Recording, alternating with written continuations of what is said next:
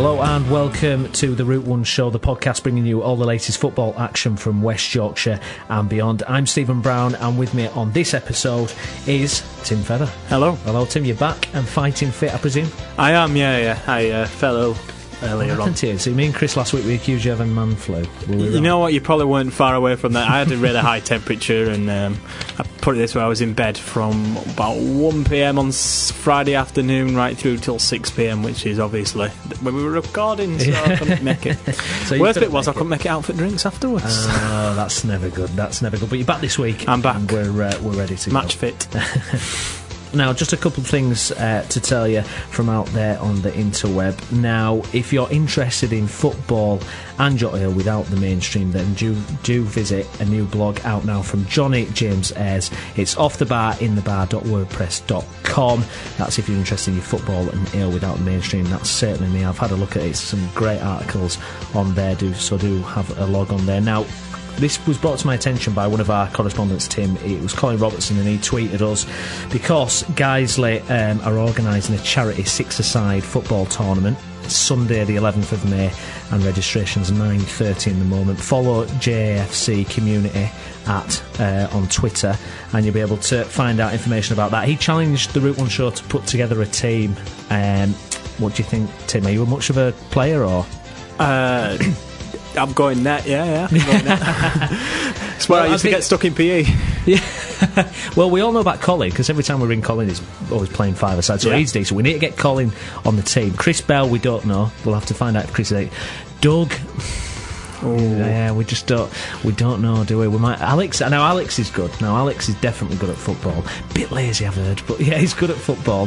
Myself, it depends. I'm a bit of a slow burner, so we'll see.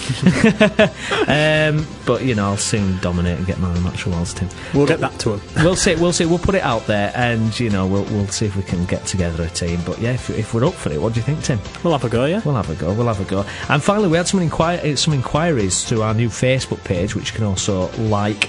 That the pictures that we've uploaded, you'll see them on the YouTube videos, as well as the Twitter feed and our various other media outlets. It's some drawings of all the grounds that we cover, of the teams rather, that we cover here on the podcast. Now, if you're interested in getting original prints of them or buying copies, then contact me, Stephen Brown, on Facebook or Twitter, or message the show. Message us, and we'll be happy to put you in touch with the artist, who's Glenn Hustler, and then you might have some original prints there. And coming up on the show, we'll be speaking to Guiseley's young striker Alex Johnson, all about his and Guiseley's season so far. And we'll also be catching up on all the latest news on the Lions. And we'll also hear from Bradford City's Adam Reach, who's been chatting to Pete Chapman this week. And we'll also have all our regular updates on Huddersfield Town, Leeds United, Bradford City, Halifax Town and Bradford Park Avenue. Plus, we'll preview all of this weekend's Premiership games. That's coming up on the Route 1 Show.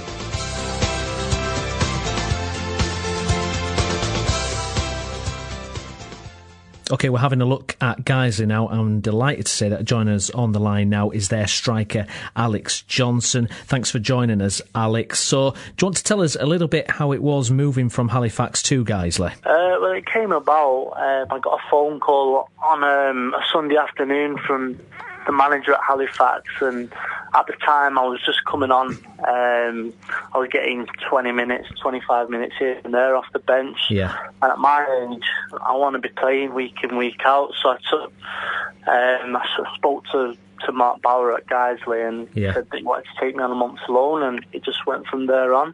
Fantastic. And you scored 5 goals in your first 7 games, didn't you? And you got hold of that number 9 shirt. Cracking start, wasn't it? Yeah. Well, the goals that I was scoring, obviously I was made up with, and obviously it's my position, so that's what I'm there for. Yeah, absolutely. And in terms of how the season has gone for Guiseley as a whole, what are your thoughts on that? Well, to be honest, we've had a lot of games called off, so to be honest, it's killed our season a little bit. But like I say, we're on a 3-game unbeaten run now, so hopefully we'll keep this little momentum going, and we'll make the playoffs at the end of the season. Absolutely. How do you find it when so many games are called off? Is that really frustrating, or does it give you a break? Yeah. Yeah, it's really frustrating. we'll wake up on a Saturday and we'll get a text saying game's off, and we'll be in for training, and I think we must have gone 3 weeks without a game at one point, and it's just so annoying. But hopefully the games will come thick and fast now, so we're going to take maximum points, hopefully. Yeah, absolutely. What are your personal aims for the rest of the season then, Alex? To score as many goals as I can for the team, and obviously, hopefully we'll make the playoffs. Yeah. We've got about 5 games in hand now, so there's no reason why we can't go on and make the playoffs. Yeah, absolutely. And do you set yourself a target of how many goals you want to score? Yeah, well, I'm on 10 at the minute. Yeah. So hopefully by the end of the season I'll be looking at between 15 and 20, hopefully. Yeah, absolutely. Now, I've got some questions when we put it out there on Twitter that we're speaking to you. Adam Bridson, he asks, what's your favourite goal for Guiseley so far?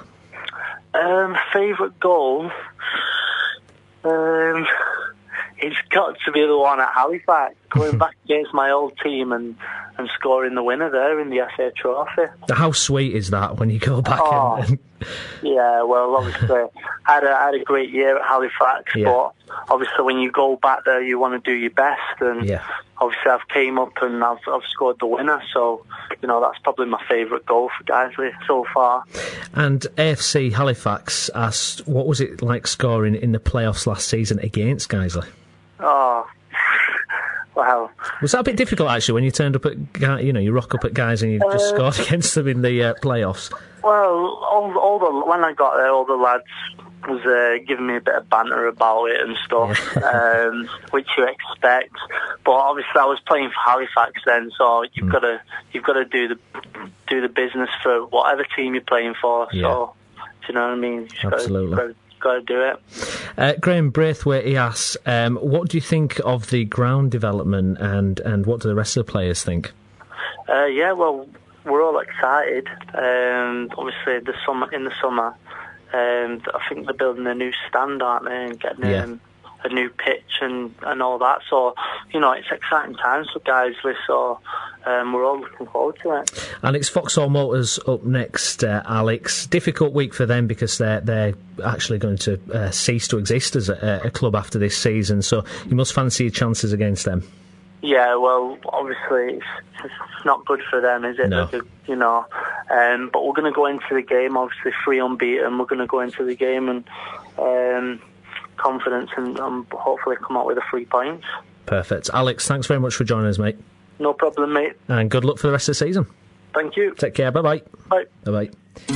Follow us on Twitter at The Route One Show. Visit our Tumblr, tumblr.com/The Route One Show, or email us, theroute1show@gmail.com. OK, well, we've just heard from Alex Johnson there, and now joining us on the line is our Guiseley correspondent. It's Colin Robertson. Hi, Colin. Hi, Steve. How are you doing? I'm good, thank you. Thanks for joining us. So, a good, solid win last time out. Colin, do you want to tell us a little bit about it? Yeah, it was a tough game. Leamington had beaten Stockport at the weekend, and they were the next up at Nethermore. Yes. It was only our second game of the year at Nethermore for 2014, and it was the first goal that we'd scored at home. How much was that celebrated? Well, it wasn't, because we went a goal behind after 3 minutes, and Leamington are a well-organised side, and I think their position. The quality belies their position, really, and I think they did a good job at coming to Nethermore. And actually, their reaction to the game was that they'd performed better on Tuesday night against us than they had against Stockport, where they'd won on Saturday. So that bodes well, because we've got Stockport home and away coming up. But we went a goal behind. Fought really well. Kevin Holsgrove had a cracking game, as did Alex Johnson. Yeah. And 2 goals, one of which from Danny Ellis from a corner, a good header into the top left-hand corner, and then a good strike from Kevin Holsgrove on the edge of the area, although apparently might have taken a bit of a deflection. So I'm not sure he can claim it. But it was good. They fought hard, though, in the last half hour or so. And we were holding on a little bit. So that little dip in form, that's truly over now, isn't it? With 2 wins in 3, Colin. Yeah, well, I mean, out of the system. It was a dip in form, and I think now we're we're getting a few games together. I think it's helping getting the team gelling again. So hopefully we'll continue that on Saturday. Yeah, absolutely. Although, it's a bit of a strange one, isn't it, coming up now, Colin, with the news about Vauxhall Motors and what's going to happen at the end of the season. They're going to be disbanded. That'll be, I imagine, quite a strange atmosphere on the weekend. Controversial information, obviously, and everyone feels for them. Yeah. Vauxhall Motors, great club. Always enjoy going across there. Good welcome. Yeah. You know, it's on the complex of the car manufacturing plant, so you've got a great big sort of, traditional industrial sports complex, sports association, and they've done a decent job with the ground there. Nice venue to watch football at. Always a ground we've struggled with. And don't forget, Vauxhall Motors team, 10, 12 years ago, beating QPR in the FA Cup on penalties. I suppose sorry, Colin. Sad news, I was going to say. I suppose it serves as a stark reminder of the fragility, isn't it, of football at that level and what can happen. Yeah, I mean, they've never had great crowds, to be fair. No. Never a huge supported club, a very solid fan base, but not big numbers at all. And so you wonder how long they could maintain it in the current climate. It needs money to get in rather than to stand on its own right. And unfortunately, at this level, I think it's perhaps just proven too much for them. And, it's a hard decision for them to take, but they're going down to the West Cheshire League, You're right. You couldn't be further down the pyramid. I don't think even in the pyramid there. So.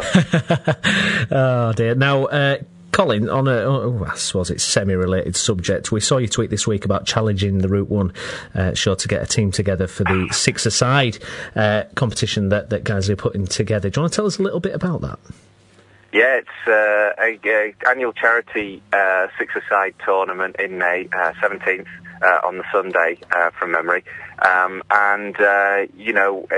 It's a really good fun day, to be fair. We've got our own six-a-side court right next to the ground, and I played in it not last year but the year before. I couldn't because of work reasons last time round, but it's really, really entertaining. I played for the Guiseley supporters team. We got to second place in the tournament, and a really enjoyable, fun competition it was too. So I think we should have representatives from Route 1 or BCB Route 1 combined team. I'd like to see some of the fans teams getting down. Hey, where's the Bradford City, Leeds United, Halifax fans? We've got Bradford Park Avenue. It should all be putting teams in. Colin, how much would it take to get your signature? Oh yes, that was. Tell you what.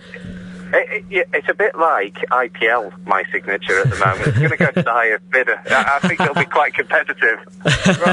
We want that Patrick Vieira-like midfield. I'll buy you 2 pints after the game.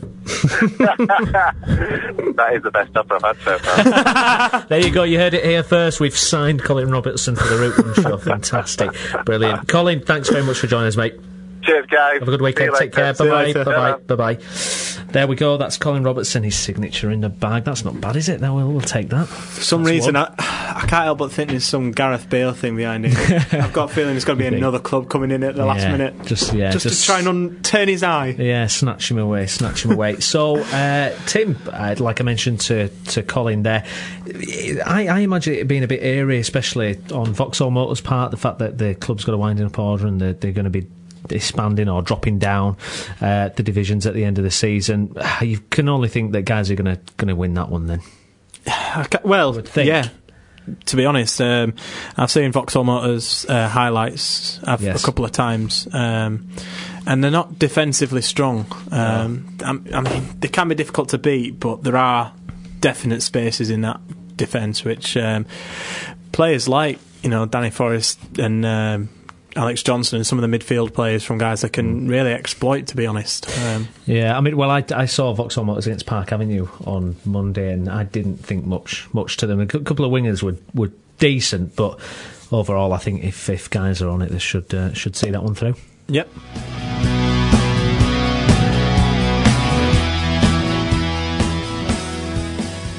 OK, we're having a look at Leeds United now, and joining us on the line is our Leeds United correspondent. It's Jennifer Berry. Hi, Jen. Hi, good evening. Thanks for joining us. So it was a draw against QPR. I thought actually it was one of Leeds' best performances of the season. I thought really we should have had them that first half. What do you think, Jen? Absolutely, it was probably the best performance, first half performance at least since the Birmingham game. Plenty of chances to win it, but before the game would have taken a draw, I think. So yeah, do it that way, I think. Yeah, it was a little bit gutting. We couldn't quite do it. McCormick missing the penalty, but then a great free kick. Yeah, I mean, the penalty, it's just the way he stepped up to it, missed quite a few recently. He weren't really that confident about him scoring. No. And I mean, in the free kick, I suppose, at least he showed that he can, he just brushed it off and got on with it. But yeah, sometimes you have the luck, and had a look with that deflection. So how did you think Wickham did? I thought it looked really good. I was really impressed with his link up with McCormack. It just looked like a natural sort of partnership. Wickham always knew where he was. He was making the runs, the flick downs for him. He looked really good. So hopefully we can build on that a bit and get somebody else scoring some more goals. Absolutely. Issues away from the pitch continue to rumble on. Cellino now is being accused of tax evasion for his yacht for going to America. I mean, it's just another bizarre twist. Why does this always happen, Jen? Why can't it just be straightforward? To be honest, seeing as it was so, there were still sort of questions being asked before, and it just seems like yet another thing. I mean, this dates back to before Christmas, when all this was sort of being agreed, and you think it's taken this long, and yet it still could rumble on, if this court date if that doesn't get resolved quickly. And I mean, his lawyer seems pretty confident that he'll be absolved of any, wrongdoing, but like you say, it's Leeds, isn't it? You can write it, could you? I know, it's not, and if he doesn't end up our owner, we're in real trouble then, aren't we? Yeah, I mean, I think that's the real sort of worry, and when he first came in and it was all, here's loads of money, here's some signings, here's reinstating the manager, and a lot of people were very sort of quickly on side, and, I always said be wary of him, and if we don't, if he doesn't take over, and it's almost as though it's the same sort of situation with Bates almost, is that we're in that much of a corner that we can't afford not for him to not take over. No. Otherwise, administration and sort of, I suppose even liquidation could be a real possibility. I mean, the amount of money that's said that we'd owe him, and the sort of interest rates that are being bandied about, I mean, it just seems ridiculous, really. I mean, I suppose Farnham could come back in with another bid, you could see how that goes, but I don't think he'd be in much hurry to pay Cellino any money that he's owed. So. No. In other bad news, Jen, Matt Smith is looking to extend his contract. We know what a fan you are of his. No, I don't dislike him. No, to be honest, it all depends, I suppose, on summer, really. I mean, how this takeover goes and who we're going to sign. If we could, in the summer, attract, the likes of Connor Wickham or, players that are on a similar sort of skill set, then, I don't think Matt Smith would be anything other than a squad player. I don't think he's worth sort of the higher wage. Having said that, the amount of money that we will sort of be saving, as it were, on some of the players that will be leaving this summer, and there are a lot out of contract, but I think there are actually quite a few players that will be looked to be moved on, and there are all sort of things being said about that, and things sort of being moved along. So hopefully there might actually be a few surprises, to be honest. So the amount of money, hopefully, that might be made available in terms of transfers could be quite positive in summer, obviously, if seeing how the takeover goes and so on. Do you think Matt Smith is a Brian McDermott kind of player, Jen? I think he is. I think he works hard, and he puts himself about, and he's always going to do the same job. I think he is the sort of type of squad player that McDermott would like to have. But I mean, you look at every manager, and generally quite a large percentage of signings won't do well, and you might only find a few gems in there. And I think McDermott, I beg your pardon, has probably signed maybe a dozen players or so, and you're probably only talking sort of 3 or 4 that have actually been sort of decent, and 2 of them are loans. So I think he'll want to probably keep him on just as a squad player, but I don't think as a long-term prospect. I know he's only young as well. I think you've either got it or you've not, really. So I'm not sure that he does. No, absolutely not. Bolton up next. They've hauled themselves out of trouble at the bottom, although they're still a bit perilous there. How do you see that one going, Jen? With it being at home, I think Leeds, we need to go for the win. We've got to, haven't we, with this one? We've got to win this one. Yeah, I mean, the draw was it was nothing to either side against QPR, and the thing is, there's no point in us not going for it. We've signed 2 fantastic young players, and that shows ambition. But there's no point in signing them if we're not going to go for the playoffs. I mean, generally I think it might be beyond our reach, but there's literally no point in not at least trying. No. So you'd hope that McDermott's a little more adventurous in his substitutions at the very least, and that we see actually a good attacking game, that we start well and perhaps hopefully score a few more goals than what we have been doing. So yeah, absolutely. Jen, thanks very much for joining us. No problem, thank you. Bye-bye. There we go, Tim. So Jennifer on Leeds United there. Bolton, I'd see that as a game really, if we don't win, then definitely the playoffs are looking at a question. I just, it's a type of game where we need to see that one through, definitely. Well, I saw Bolton play earlier on in the season against Middlesbrough, and they didn't look like they could hit a barn door that day. In fact, I had the great pleasure of watching Jermaine Beckford miss a penalty, skying it over the bar. I think he is expected to possibly be back for that game, so that'll be quite an interesting one. But the fact that they've scored 6 goals in the past 2 games, 4 against Blackburn and 2 against Watford, both away from home as well. Clean sheets. So, I don't think Leeds should think, they're 18th, we should be a step on these ones. It's going to take a lot of hard work, I think. Absolutely. We'll wait and see. Click subscribe on iTunes and get the Route 1 show every week for free.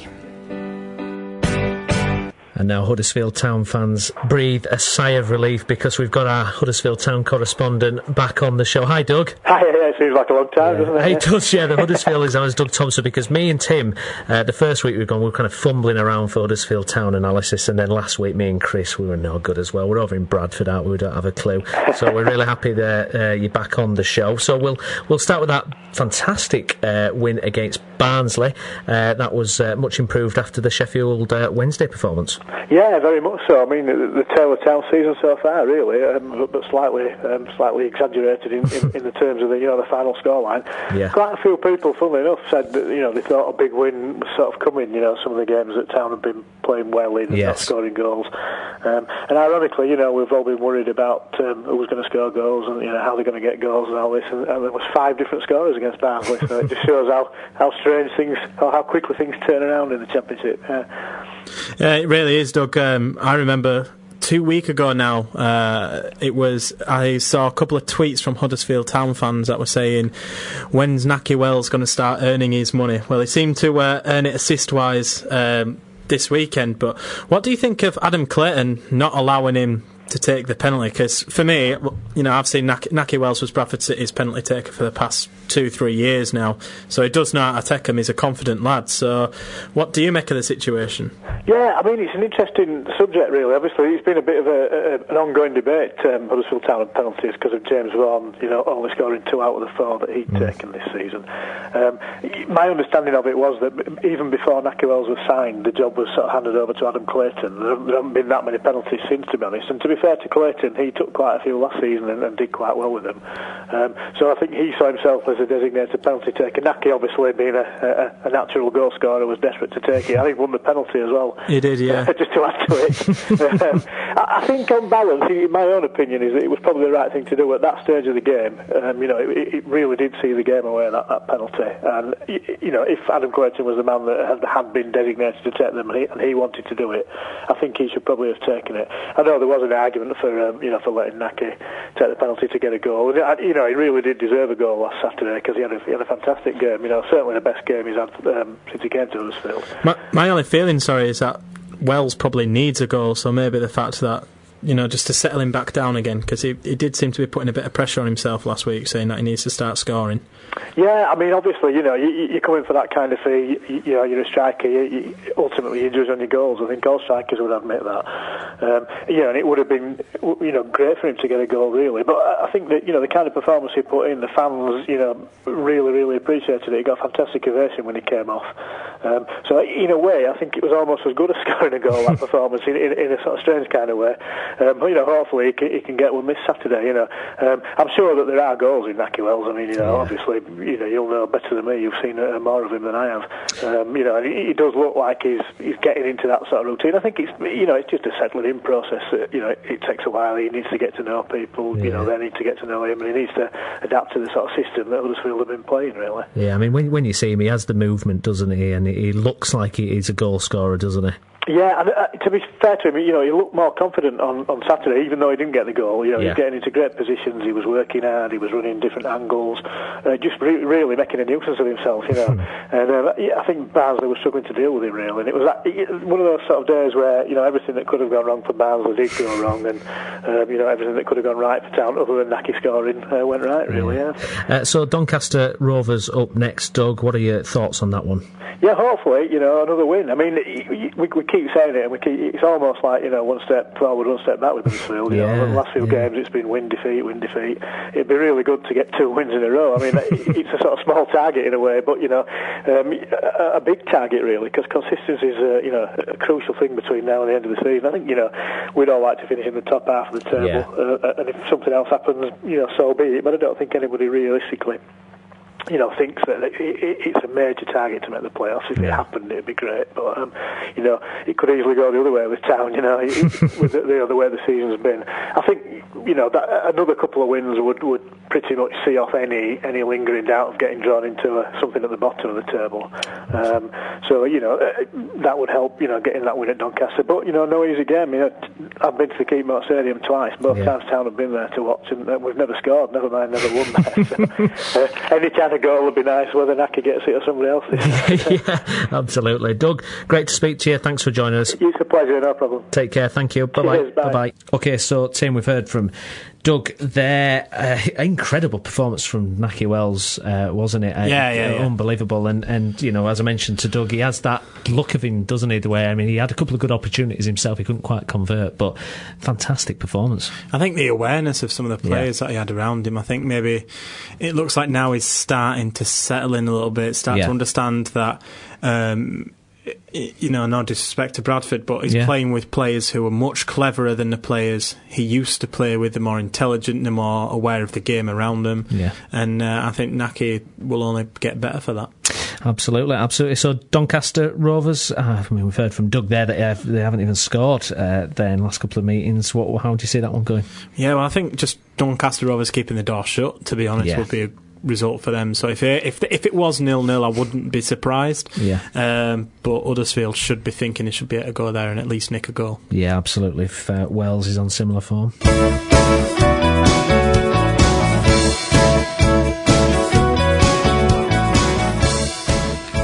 OK, we're having a look at Bradford City now, and they had the opportunity, Tim, to win 3 back-to-back games, but it didn't happen. A surprise defeat at bottom of the league, Stevenage. What happened? I'm going to be honest about Stevenage. Yes. I think they're in a bit of a false position. Defensively, they're poor, but going forward, they're as good as anybody. They really are. They've, Francois Oko up front, he proved why he's one of the best strikers in the league, and Luke Freeman. There's a reason I sign that boy all the time up Football Manager. I always sign him on loan from Arsenal, and he came up trumps. But I think I've heard a lot of City fans complaining about, we should have scored this chance, we should have scored that chance. For me, the game wasn't won or lost on those goals that we scored. We didn't lose because we didn't score enough. We lost because we gave Johnny Mack, I think he's a great League One keeper. Well, great League Two keeper. Yeah, I don't think he can cut it at League One. I don't think he's good enough. Do you think? The first goal, it's in no man's land. If you look at his positioning, you can't get beat at your front post as a keeper, and he got beat because he didn't know where he was in his goal. No. And the second goal, we've not conceded a goal like that since Andrew Davis came back, and basically Luke Freeman ran forward and wellied it in. I mean, I had this little debate with my brother, was it a good goal or was it just a good finish? For me, I think it was just a a good finish. Great strike, good finish, but it didn't have to do anything to make it. It just walked forward and knocked it. Do you know what I mean? Like, Yeah, I suppose one of the pluses then, goals from Adam Reach and James Hansen. Some good goals as well. Some good goals, and in fact, we're going to hear from one of the goal scorers on loan, Adam Reach, now, because he's been chatting with our Bradford City correspondent, Pete Chapman, earlier this week. Yeah, it was obviously on a personal note. It was always obviously a good thing that I scored my first goal, but I'd much rather the team had come away with the 3 points. But we just got a roll on Saturday against Brentford.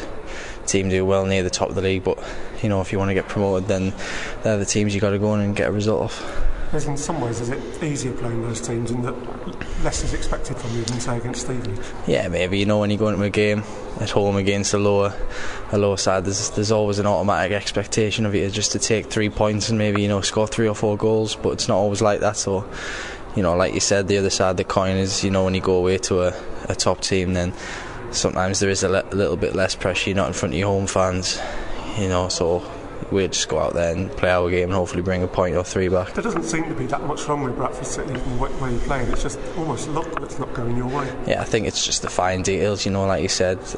You need a little bit of luck here and there, and I don't think we have had that. We've hit the woodwork countless times in every game, and we've missed chances and we've conceded sloppy goals. But if you keep banging on the door, sooner or later you're going to get through, and we won 2 on a bounce, and we just need to start again. And if we take 3 points on Saturday, it could snowball and pick them up left and right. And your personal performances have been right up there. You've had a couple of Man of the Match awards. That must be pleasing for you.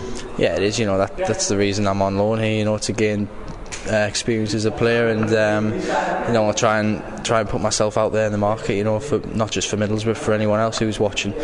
So man, the matches are nice and goals are obviously nice, so hopefully just keep them coming. And how important is it for young players like yourself to go out on loan and get first team experience? I think massively important. It's when you see a player like Wayne Rooney come through at 16 and he played every game and then went to Man U, I think some young players think it's that easy for everyone, but it's not. You have to sometimes drop a league or 2 to go and gain some experience, and then when you're ready and the time's right, you'll come hopefully back to your parent club and play. For me, this season has been very important, going to Shrewsbury, living down south away from home for 6 months, and now to Bradford, which is it's a different challenge, but it's just as exciting, and I think I've gained a lot more experience. And is it important also to learn to play, I suppose, different types of football, say from Championship at Middlesbrough, but playing League One at Shrewsbury and Bradford? Definitely, I think I'm just broadening my, sort of CV of football experience. I've played Championship games, I've played FA Cup games, League Cup games, Johnson's Paint, and that League One as well. So like I said, you just broaden your experience for. When I do return to the Championship, I've got a bit of experience of League One. Maybe it's a little bit tougher, maybe it's a little bit stronger. So, I'll take what I've learnt and take them back to Middlesbrough. And how are you finding Bradford City? Good. I'm enjoying it. When I first came, I knew 1 or 2 players from Middlesbrough, so that was always easy. But I'm really settled in now with the lads. Got some good friends here. Enjoy working with the coaching staff as well. Enjoy working for the fans, playing in front of them. So everything's good at the minute. And you're learning off with the coaching staff as well? Yeah, definitely. The gaffer and Parky, and also Nick Allenby, the fitness coach. They've got a vast amount of knowledge, and they're trying to do something with this club, and it is going in the right direction. And you think it's quite positive what the outcome could be this season for Bradford? Definitely. I don't think we rule out the playoffs until it's mathematically improbable. So any team can pick up 4 or 5 wins on the bounce and see them torpedo up the league. So I think we've just got to take every game as if it's our last game of the season. We have to win it, and I think if we do that, a little bit of luck on our side, we'll win more games than we won't. And what's your personal ambition for the rest of your career? Go as high as I can. Premier League, England. I think if you aim any lower, then you're not really doing yourself justice. So I'm going to aim at the top as high as I can. You've already played England level at your age. How important is it to keep your feet on the ground from that, really? Definitely. I think when you start playing for England youth levels, people start talking about your name, gets thrown about a lot, but you've just got to keep your head down every day and try and be the best you can every day. And if you do that, if you have the right attitude, and again a little bit of luck on your side here and there, you'll do okay in the game. And how is it being on loan when you know you've got a parent club, but also you're playing for Bradford City? How does that how do you work that out in your head? You know, I always look out for Middlesbrough, obviously, because that's my club. That's who, you know, pay my wages. But you know, when you go on loan, you've just got to sort of put the other club to your back of your mind, and you've got to concentrate on Bradford City. You know, Middlesbrough, you know, they can play without me. I'm not there at the minute. My aim is to play as well as I can for Bradford City, to then go back into the Middlesbrough team. So at the minute, all my focus is on Bradford City. And your performances can't do you any harm in that? No, hopefully, you know, the club has been watching. Even if they haven't beaten the games, you know, word gets put around, all managers speak to each other. So hopefully I'm just going to keep doing what I do and keep playing well, and hopefully, you know, the ears start pricking up a little bit and finding out that I've been playing well, and, you know, maybe the recall may come, may not though. So there we have it. That was Bradford City's Adam Reach, and joining us on the line now, you heard him in that interview, it's Pete Chapman. Hi Pete. Hi Stephen. Thanks for joining us. He's a good little player, is Adam Reach, isn't he? He's a star player, yeah. I think there's a very good potential in him. Obviously a young player still, yeah. And still developing, and you can see sometimes it doesn't quite work for him, but to be fair, there's been a couple of games where he's been head and shoulders above nearly everyone else on the pitch. Sounds like he's got a good head on his shoulders as well. I think so, yeah. I mean, it's the first time I chatted to him today, but he seems very level-headed and understands what he needs to do to progress his game, and that it's not easy, it's not all going to fall in front of him. No. What happened at the weekend against Stevenage, Pete? I think Phil Parkinson summed it up perfectly. He came in the dressing room, and I haven't seen him as flat as he was there for so long. Yeah. And he said, we paid...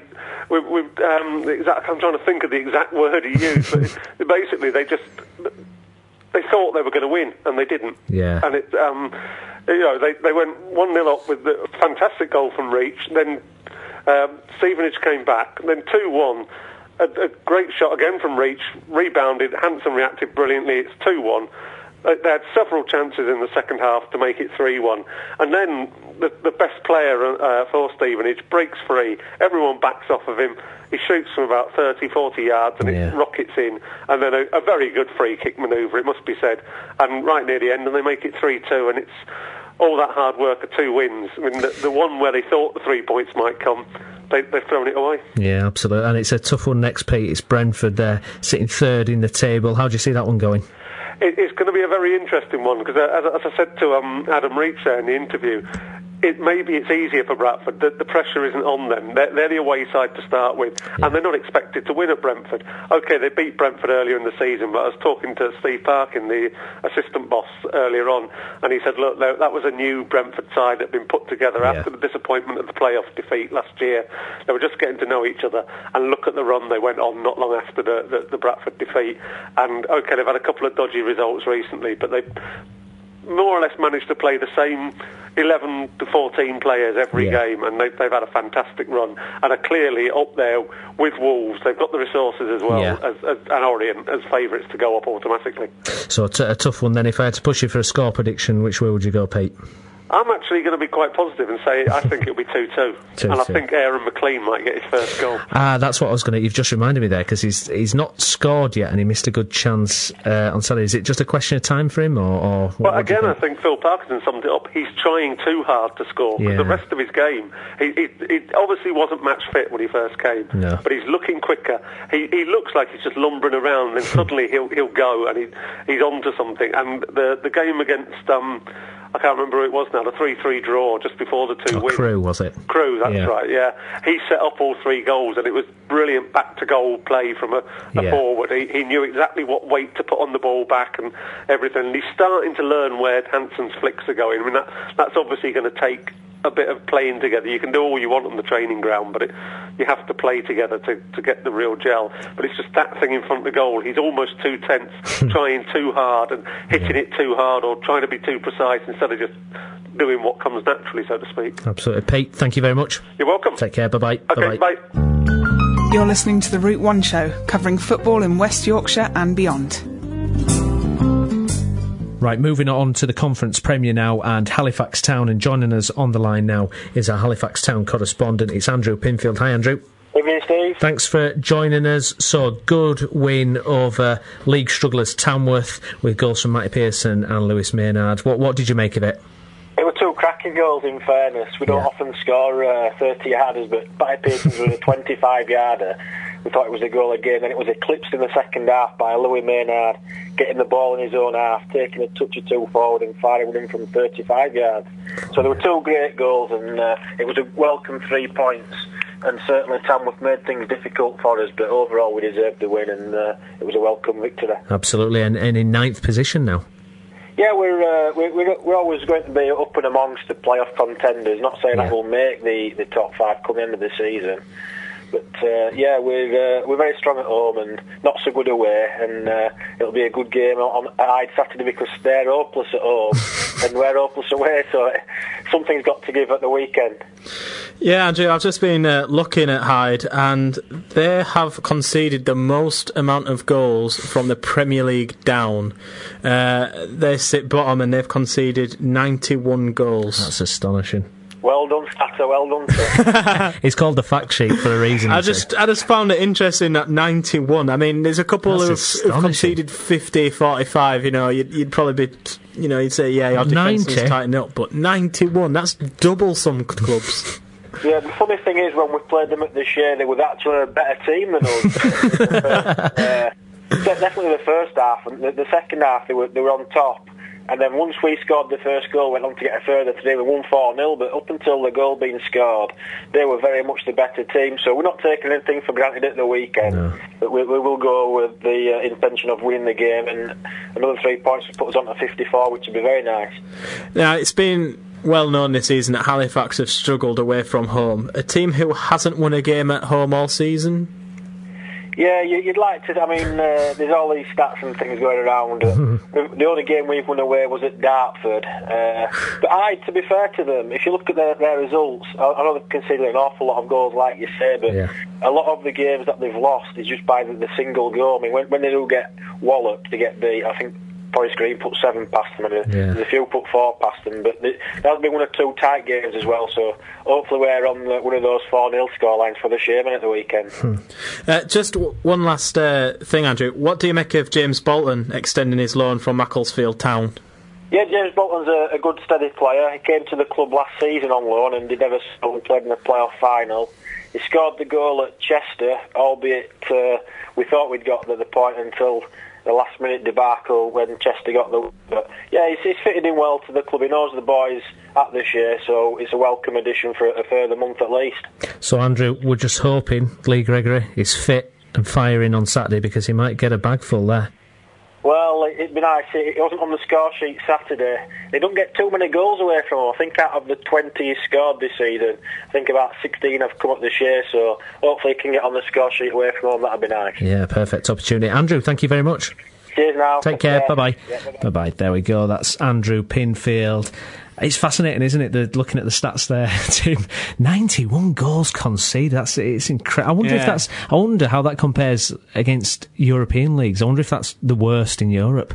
I think probably the teams sat bottom of La Liga will probably because they'll have had 45 scored by Madrid, 45 scored by Barca. Yeah, true. So at least 90 there. So you fancy Halifax on that one? I do, yeah. I mean, all joking, I shouldn't be joking because Hyde are, I feel sorry for the fans, but I mean they've got a couple of draws out of a few of those games. So. Yeah, I mean Tamworth and Aldershot, good draw there. But I think Halifax should have enough. I wonder if they can win 9-0 and get it to 100. That'd be incredible, wouldn't it? But we'll wait and see. I'm pretty sure Halifax will win that one. You know what though? Knowing football as it is, we'll be probably talking to Andrew next week about a 2-0 loss. Yeah, probably. Never mind.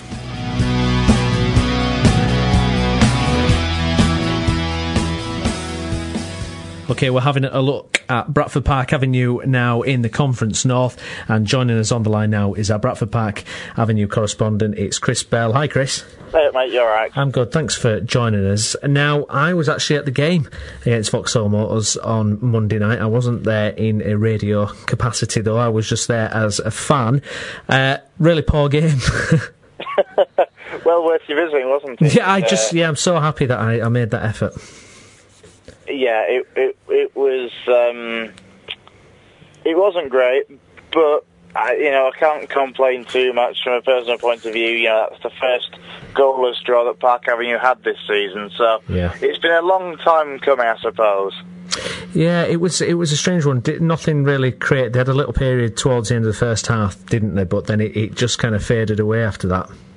Yeah, absolutely. I mean, the first half was definitely the better of the two from a Bradford Park Avenue perspective. It was, first 15 minutes or so, Vauxhall had the majority of the play. Final half an hour or so, Park Avenue really just did everything right, apart from getting shots on goal and getting a goal. Going forward, they had some good passing moves, lots of pressing play and attacking play, but just no end product, and that was the problem for Park Avenue. Second half was very, very poor, let's face it. John Deasy was less than impressed, shall we say. What did Deasy have to say after it, Chris? He was furious with the second half performance, Isn't that his default mood, though? Furious. How did you tell?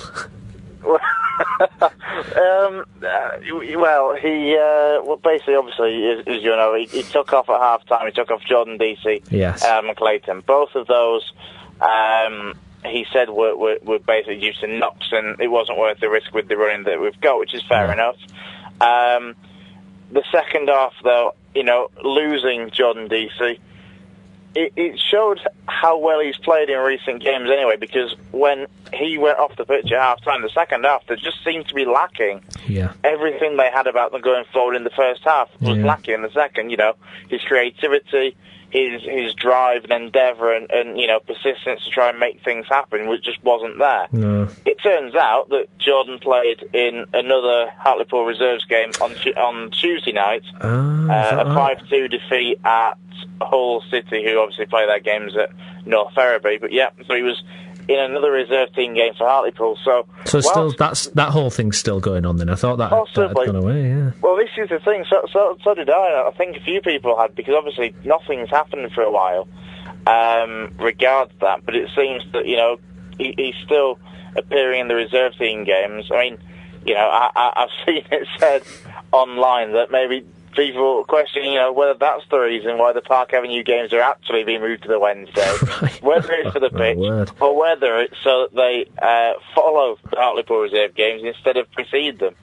I think that's just a little bit of, just a bit Twitter rumours and such. Yeah, it's more talk, shall we say, than anything else. Because obviously the extra time will give the pitch a world of good. Yeah. But it is an interesting one. Obviously, as we say, we saw him get taken off for what he thought was a knock, or what he said was a knock at least. And then the next day, he's featuring in a reserve game. He played 65 minutes, I think, for Hartlepool's reserves in their 5-2 defeat to Hull. So it's an interesting situation there. One other thing as well, of course, that's come out since the Vauxhall game is to do with Vauxhall and the fact that they're resigning from the Conference North come the end of the season. Yeah, well, this is it. We've been chatting about this with various guests, Colin in particular, Guiseley correspondent, because they're playing Guiseley next. I mean, what's your reaction to that, Chris? It's a great shame, really. I've always been not a fan of the club, but I've always liked them, shall we say. They're a club which have always tried to do what they can within their means. They've never had a particularly big fan base. They've never had a great deal of financial backing, shall we say, in recent years anyway. The times when they did get money from Vauxhall as a car company are long gone. Yeah. And, it seems that's sadly going to take its toll on the club.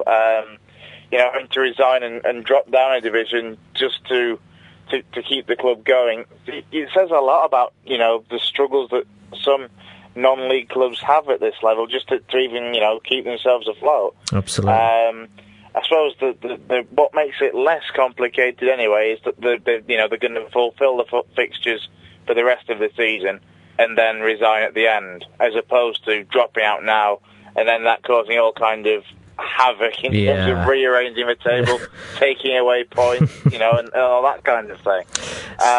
That's the only positive, really, that I suppose all the other sides can take. Yeah. Is that, and from Park Avenue's point of view, it will secure them. There won't be any worries, because I'm pretty sure the situation will be that they'll resign with Vauxhall, and then it will just be the bottom two that will go. But one of those places is pretty much nailed on already with Workington, sadly. And it looks like it's going to be a possibly 2 or 3 horse race, shall we say, although I'm not entirely sure that's the right choice of words, for that final relegation spot now. Absolutely. So, Chris, coming back to Park Avenue in the next game against Colwyn Bay, how do you see that one going? You want to be optimistic, but I don't want to say it's going to be another Vauxhall Motors game, because I think it's frankly got to be better than that, hasn't it? Really. It's another one of those games that Park Avenue should win, whether they will or not. We've said, how many times have we said this, Steve, over the course of the season? The Park Avenue tend to slip up against the sides that they should be beating. However, in recent games anyway, the sides where they usually step it up, they've been losing as well. So at the moment, Park Avenue can't really win either way. Now, you've got to look at this and think, well, it was 2-2 at Colwyn Bay earlier in the season. Both sides are pretty much stayed the same in terms of league form. I think Colwyn have flirted with the playoffs, but are just outside now and don't seem to be in a really realistic chance of getting into the playoffs. You've got to say probably something like a 2-1 or, if I'm being optimistic, a 3-1 Park Avenue win would be a good result for Dundee's side. We'll take that. And of course, a busy period coming up. Well, absolutely, and we'll be keeping everyone updated about that because it's quite a schedule, isn't it, Chris? We touched on it last week. Chris, thanks very much for joining us. No problem at all, mate. Take care, mate. Bye-bye. Bye-bye. There we go, Tim. That's Chris Bell, our Park Avenue correspondent there. I saw the game. It wasn't great. Hopefully, they'll do better against Colwyn Bay. How do you see that one going yourself, mate? Well, Colwyn Bay are a bit of an odd team, to be honest. As I look through all the stats, they actually perform better away from home than they do at home. So I think going to Park Avenue might suit them a little bit. Maybe they're a team who prefer to have the pressure off them. But as you remember, it was Alex Davison who sealed a point for Park Avenue last time round. So in that 2-2 draw, when I remember sitting here saying, they should be winning Colwyn Bay, shouldn't they? Exactly. No, I think it'll be a tough one for Park Avenue, that one. Absolutely.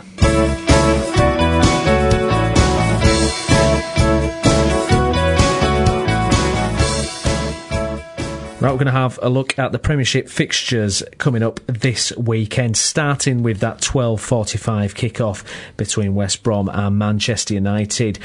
So, Tim, how do you see that one going then? Manchester United struggling, and West Brom in 17th place now. I think West Brom are, and I remember sitting on the show a couple of weeks ago saying I think Swansea are going to go down. I think it's all gone wrong at West Brom. I don't Terrible, understand. Isn't it? Yeah, I think I have respect for Pepe Mel, coming over and trying to do something, but it's too little, too late. I don't understand why in Steve Clark they had a really good manager, and with everything going off the pitch with Nicholas and Anelka, I can't see West Brom coming back for it. Man United, well, they're not much of themselves, really, are they? Well, looking at them, I mean, they're sat there 45 points out. They're adrift, really. They haven't got a chance at the Champions League, I wouldn't have thought now. No, they might get that Europa Cup spot because Man City won the That'd be great to see Man United Cup, in the Europa. Fantastic. Well, they were in it a couple of seasons ago. You know what? West Brom could nick a win there. I still have that thing in my head, though, that goes, Man United will win. Man United will win. I still have that kind of feeling that, eventually they'll... Fake, is it? No, it's not. Yeah, exactly. Yeah. You just think, surely, she's still looking in the stands. Cardiff-Fulham, big game at the bottom there, the bottom two. Who would you fancy for that one?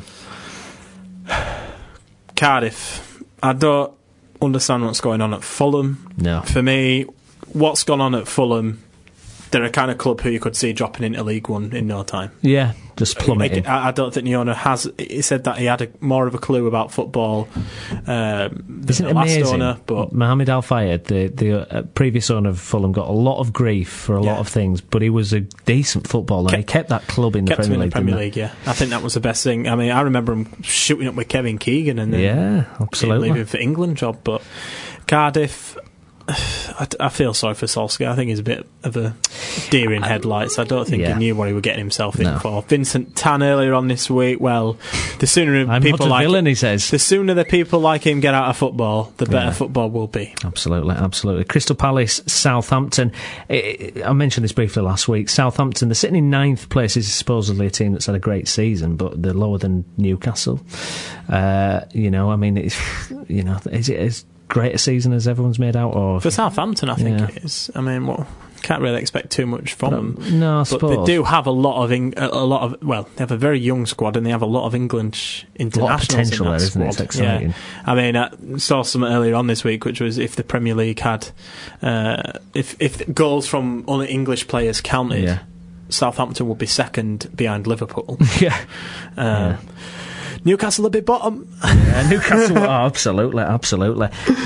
Crystal Palace, on the other hand, they're still doing okay out there in 16th now. I think they'll stay up. Norwich versus Stoke. That's the game I wouldn't want to watch out of those. It's 15th against 13th. How do you see that one going, Tim? Love to see Norwich going to win, because I do have a soft spot for Chris Hughton. He's one of the good guys, isn't he? Yeah, he is. You'd like it. Yeah. That's not saying Mark Hughes isn't a good guy. No. I'm sure he's a lovely guy, but I'd prefer Chris Hughton to get a win there. Stoke, they're not too shabby themselves. They do play some nice football, and they got that good win against Arsenal, wasn't it? Fantastic win. Unbelievable. Big game, probably the game of the weekend. Chelsea versus Spurs. Chelsea just starting to get a bit of a gap built up at the top there. Man City, obviously, a couple of games in hand, but Arsenal losing against Stoke. Chelsea win this one. Do you see them kind of going all the way? I don't know about going all the way, but it's going to take someone's got to stop them, though, haven't they? They have, and I think Man City, with the injuries that they've had, I think it shows that they struggled at the weekend, to be honest, in the cup final. But I think this is a big test, and this is definitely one of the teams that Tottenham are definitely one of the teams that Chelsea should be thinking about beating, who themselves this season, they had so much promise for this season, and it's just...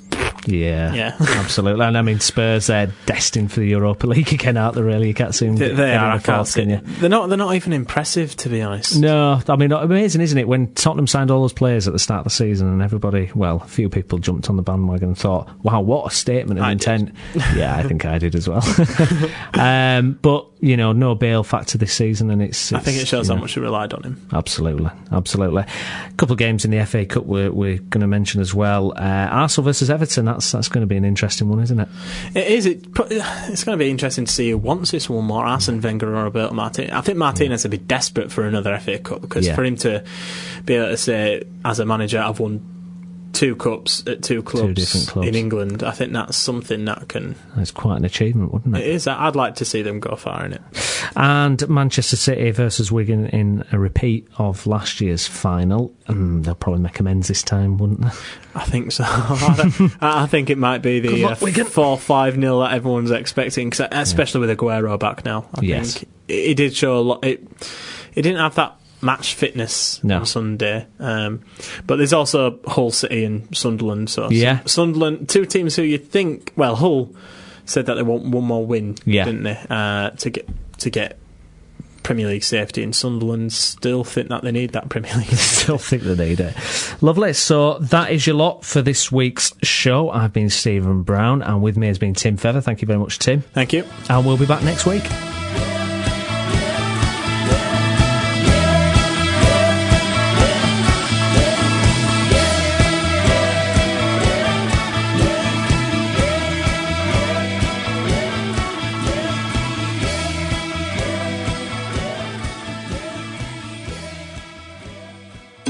Follow us on Twitter at The Route 1 Show.